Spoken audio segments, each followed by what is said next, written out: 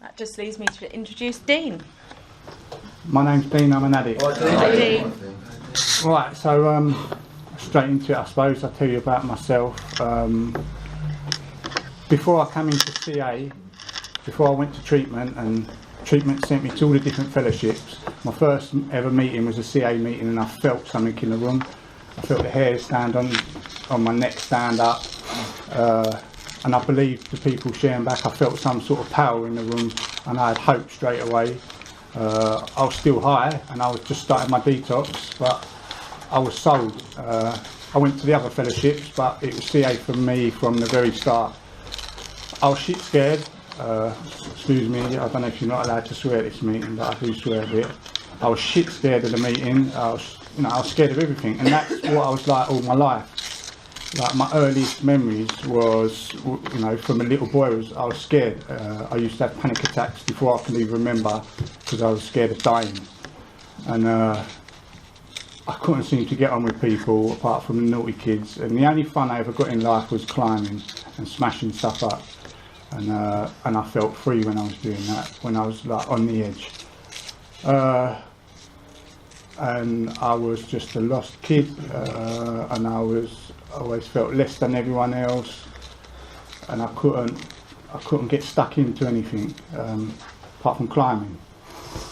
So I'd hang about with the naughty kids, and of course, come secondary school, the naughty kids tended to be the ones whose parents were serving up or whatever, and I was in with them already. And so when I was 13, 14, I started smoking cigarettes. That made me sick. Like, my head was spinning, and I vomited the first time I ever had a cigarette. But I did it again and again because I wanted to be part of. And it was exciting, and I started drinking. And from the my first can of beer, I remember drinking it and liking it. But then I'm already thinking about when it's going to run out and what I'm going to do afterwards. This was like when I was 13, 14. And so I liked the effect, but I was always chasing, because it was just never enough. And I used to do aerosol gas and blackout and fire myself in other rooms. And I used to take my friends' parents' prescription drugs and drink them down with cans of supertenants. I'm not enjoying it, just doing it for the effect. And I didn't really enjoy it, but I liked the effect, but I didn't really enjoy it past the point. I was chasing something that I would never get. And then I started doing crime, and that was good, because I've jumped forward a bit to the point when I'm going to pubs, and all my friends are going to pubs, and my friends are talking to girls and all that, but I'm too scared to do that, right? So my friends would be having a drink, having a sniff, talking to girls, and then we'd go back to someone's house, and I'm not comfortable at all.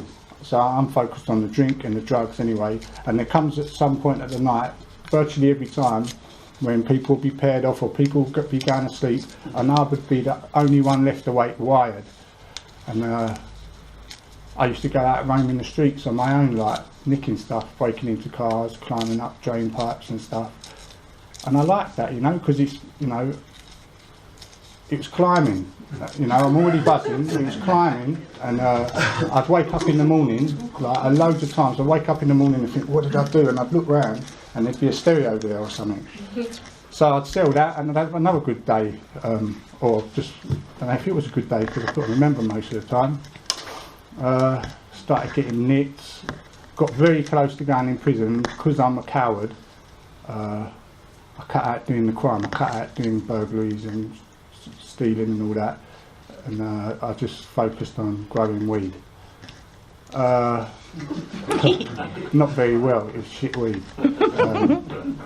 But I was into it, I was obsessed with it. I was just thinking about growing my weed, and when I weren't getting out of my head, I'd be thinking about growing my weed. And then there come a point, I stopped crime now because I was so scared of prison. I met a girl, we had a son, I got a job. I tried to stop drinking, because that's how it always starts for me. I start drinking, then I have a sniff, and then I'm gone. So I stopped drinking for about 6 months, but I was just smoking my nice weed that I was growing. that lasted about 6 months. I started having 1 or 2 beers, and then I was going on benders, and then that relationship ended. Around about the same time I discovered crack, and she left, she took the boy away, and I was heartbroken for a couple of years. And I turned the flat into a skunk farm, but I was way too into growing, to smoking crack. So the skunk farm went, all the plants died because I couldn't look after them. So now I'm avoiding people who'd invested in the skunk farm in my flat, who were going to beat me up. I'm avoiding them. And there was one point at that time when all the skunk was gone and I had no electric and I hadn't eaten, and I kind of just broke down, and I was laying on my floor for like 5 days with no electricity, no food, and I had this sort of, like I heard what I thought then when I was about 25, like what I thought then was God saying to me, come on, get up. And it just felt, you know, from being broken and on the floor for a week, I was up and I was revived. And I had some sort of inspiration from somewhere, but I had nothing to do with it. I had a moment of clarity, I had nothing to do with it. But I got up and I fucked that flat off, and I went back to live with my mum, and then, you know, I had a little bit of fire in me from somewhere. And I found a new girlfriend, I moved in with her. But I'm still using, but I just come back to life a bit, and then I discovered heroin, and then it was just downhill. I was smoking heroin. In a joint. Within a couple of weeks I was doing it off a file. Within a year I was injecting in my groin snowballs, and that was from that was about 10 years. That was all the way up to I was about 38 I was doing that. And numerous trips to the hospital where they're telling me they're going to amputate my leg. And when I was first in hospital, when they told me that they was going to amputate my leg, I was shit scared. And I cut it out. I cut out using and drinking and everything for about a month. And I don't know what happened. I just started again, because when I stopped, I knew that my life on my leg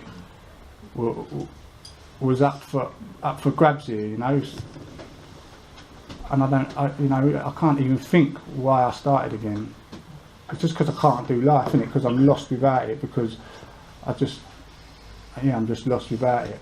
And I started using again. I started injecting in the other side, and I was back in hospital a few months later, because I never had the patience to learn how to inject properly. And I'd use dirty needles, blunt needles, and then I'm back in and they're telling me they're going to amputate my other leg. But something happened, and well, it's good surgeons, that's what happened. And I was out of hospital, but I had no intention of giving up. And then this leg's buggered, so I started using in the first leg again, next to the scar. They've already tied something off there.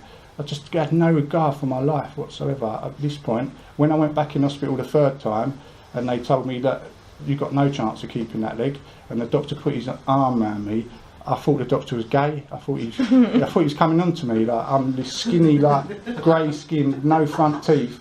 I thought a surgeon was coming on to me. I was just deluded. But you know, I was like that, and he said, we're probably going to amputate your leg. I didn't care, because I knew the dealer was coming up, and I was going to put something into my cannula. I put a snowball into my cannula that weren't even working anyway. Drugs weren't even working by then. And then I come out of hospital, went back to my shithole of a flat that was like dirtier than a park, with doggins on the floor and cider bottles everywhere. And I had another moment of clarity, and I begged my brother, asked my family, asked my mum, who scraped some money together by buying her council house, to send me to treatment out of her retirement money, to send me to treatment. And I went to treatment, and that's where I went to treatment. I was up for it, I was ready for it.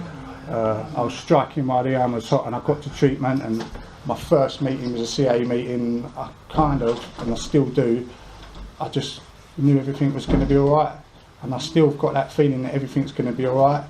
I believed the people sharing in that meeting, I believed them. They talked like me, there was energy in the room, I liked it, I wanted to be part of, even though I was shit scared. And I thought, I'm going to give this a go, man. And I believed them. And then I started doing the steps in treatment, and I started feeling a difference. And then I knew it weren't just a belief, it was like a real feeling. It was like a faith was growing. And I just knew everything was going to be all right. And I heard what I was told in treatment. It was told to get a sponsor. I was told, work your steps, put your recovery first. Put your recovery first, and everything else will be good. If you put anything else in front of your recovery, you'll lose it after you lose your sobriety. And driven by fear, you know what I mean? Driven by fear, and I still am fired up by it. It amazes me, you know, seeing people come back to life. So I've got on with my steps, and they're quite simple for me, the steps, really. You know what I mean? Just keep trying to be better. Just keep trying to be honest with myself and look at myself. Keep trying to be better. Do as I'm told. Like when my sponsor says, do your amends, do this, do that. If I'm scared or if you know, that's what I've got to do, because I believe him. I trust him. You know, my way. I kept fucking my life up, and I'd made a decision early on that I'm gonna give this my all, and I still do.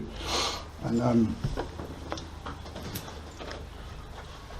so I did what my sponsor told me. I did my amends. I do my little bit of meditation in the morning. I pray. I ain't got a clue what I'm praying to, because I'm not religious, but I do try and seek something, and I feel something. You know what I mean? I've always felt something, but for me, a church can't tell me what that is. I just have to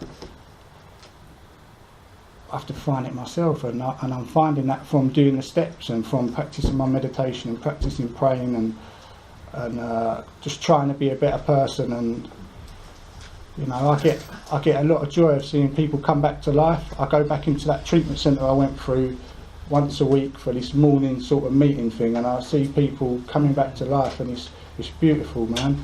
It kind of reminds me of when my son was born. I've got a feeling when I went into the maternity ward, and I just got this warm feeling. And I kind of get that when I go into treatment centres and I see people coming back to life. It's just lovely, man. I get a kick out of that.